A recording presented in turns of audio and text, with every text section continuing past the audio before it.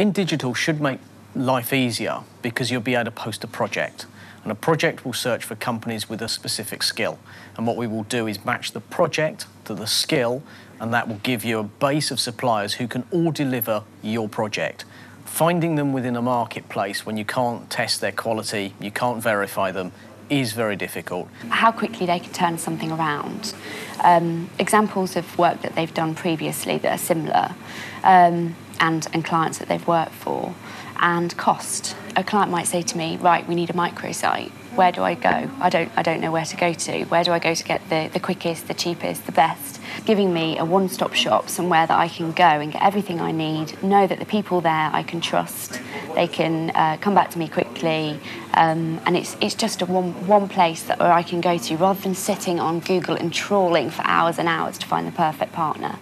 That's exactly what InDigital will be able to do, and that's what we need.